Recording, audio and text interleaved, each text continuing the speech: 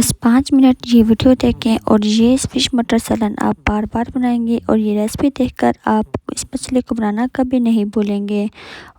ऐसी मछली जो नरम भी हो और सालन भी लाजवाब होगा। और अगर आप जल्दी में हैं और जायका भी चाहते हैं तो ये रेसिपी आपके लिए है। बिस्मिल्लाहिर्रहमानिर्रहीम। अस्सलाम वालेकुम। मैं हूँ राबिया और वेलकम करती हूँ कुक एंड केयर में।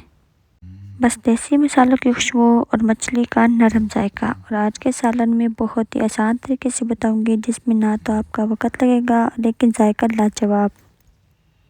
तो यहाँ पे मैंने 2 kg फ़िश ली है जिसे मैंने अच्छी तरह से वॉश कर ली है। और फ़िश को मैं जब भी वॉश करती हूँ सिरका डाल के 15 मिनट के लिए कवर करके रख देती हूँ और उसके बाद इसको अच्छे से वॉश कर देती हूँ। इससे जो फ़िश की स्मेल है वो बिल्कुल दूर हो जाती है। और अब मैं फ़िश का मसाला तैयार करूँगी। तो यहाँ पे मैंने ड्राई धनिया, अजवाइन, लाल मिर्च, नमक और हल्दी इस बाउल में डाल दी है। और साथ ही हम इसमें ऐड करेंगे लहसुन अदरक पेस्ट और इसमें ऐड करेंगे हम बेसन और लेमन जूस और साथ ही हम इसमें ऐड करेंगे दही। और बस और हमने इसमें कुछ भी ऐड नहीं करना, बस इन मसालों को अच्छी तरह से हमने मिक्स कर लेना है। और इसमें मैंने ना तो पानी ऐड किया है ना ही कोई और चीज़। तो बस ये अच्छी तरीके से मसाला मिक्स हो चुका है। अब हम फ़िश को लगा देंगे। फ़िश का मसाला अच्छी तरीके से फ़िश को लगाना है और उसके बाद हम इसको 10 से 15 मिनट के लिए कवर करके रख देंगे। और उसके बाद हम इसको फ्राई करेंगे। फ़िश का सालन बना रहे हैं ना, तो इसलिए हमने इसका मसाला जो बिल्कुल कम कम लगाया है। उसके बाद हम इसका मसाला तैयार करेंगे फ़िश का सालन बनाने के लिए। बहुत ही मज़ेदार फ़िश का सालन इस तरीके से बनता है, आप ज़रूर ट्राई कीजिएगा। और आप देखें फ़िश बिल्कुल अच्छी तरीके से मसाले में जज़्ब हो चुकी है। 10 से 15 मिनट हो चुके हैं और अब हम इसको फ्राई करेंगे। तो आप जितने पीस इसमें डाल सकते हैं ऑयल में उतने डालिएगा, ज़्यादा इसमें ऐड नहीं कीजिएगा क्योंकि इसको ज़्यादा डालेंगे तो वो फ़िश टूट जाएगी। तो पहले आपने इसको फ़िश को डाल देना है, उसके फ़ौरन बाद आपने इसकी साइड चेंज नहीं करनी।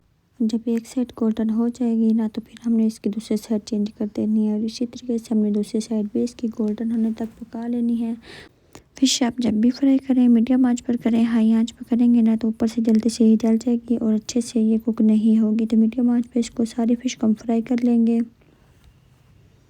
और जैसे इस तरीके से ये गोल्डन हो जाएगी तो हम इसको निकाल लेंगे। तो ये देखिए सारी फ़िश बिल्कुल अच्छी तरीके से गोल्डन फ्राई हो चुकी है। और अब हम इसके सालन का मसाला तैयार कर लेंगे।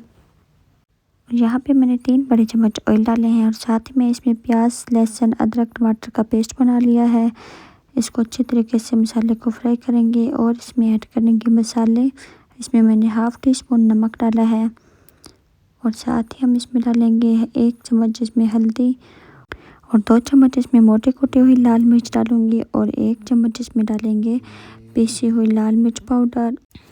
और इसमें हम ऐड करेंगे 2 चम्मच धनिया पाउडर और इसके बाद 1 चम्मच इसमें ऐड करेंगे ज़ीरा। बस उसके बाद हमने मसाले को अच्छी तरह से फ्राई करना है। मसाला हम मीडियम आंच पे फ्राई करेंगे, इससे मसाला बहुत अच्छी तरह से कुक हो जाता है और उसकी जो स्मेल है कच्चे प्याज टमाटर की वो भी दूर हो जाती है। तो इसके बाद हम इसमें ऐड कर देंगे मटर। और मटर डालने के बाद हमने 5 से 6 मिनट के लिए अच्छे से इसको फ्राई कर लेना है जब तक कि इसका जो ऑयल है वो सेपरेट नहीं हो जाता। जैसे ही ये मसाला अच्छी तरह से फ्राई हो जाएगा ना, तो और इसके बाद मैं इसमें पानी ऐड करूँगी। पानी में इसमें 2 कप डालूँगी ताकि जो मटर हैं वो भी सॉफ़्ट हो जाएं। तो पहले मैं मटर को सॉफ़्ट कर लूँगी, उसके बाद ही इसमें फ़िश ऐड करूँगी। ये फ़िश मटर का सालन बहुत ही मज़ेदार बनता है। इंशाल्लाह आप ये ट्राई करेंगे ना तो आप इसको बार बार बनाएंगे। तो 5 मिनट मैंने इसको कवर करके पका लिया था। मटर अब सॉफ़्ट हो चुके हैं और अब हम इसमें ऐड कर देंगे फ़िश।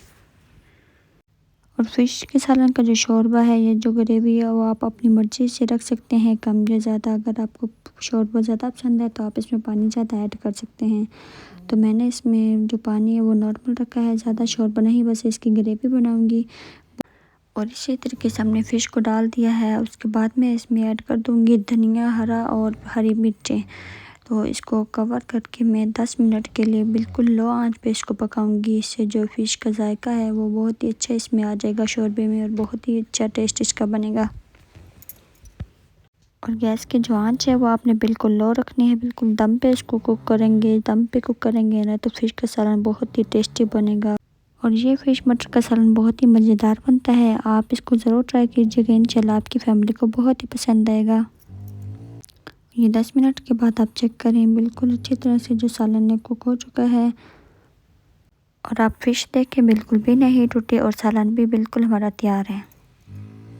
और अब हमने गैस को कर देना ऑफ़ और उसके बाद सालन को बाउल में डालेंगे। और अगर आपको मेरी आज की ये वीडियो पसंद आई है तो लाइक करें, शेयर करें और कुक एंड केयर को सब्सक्राइब ज़रूर करें। और कमेंट में बताएं कि मेरी आज की ये वीडियो आपको कैसी लगी और अपना भी बहुत सारा ख्याल रखें। राबिया को भी दुआ में याद रखें। मुझे दीजिए इजाज़त, मिलते हैं नेक्स्ट वीडियो में मज़ेदार रेसिपी के साथ। अल्लाह हाफिज़।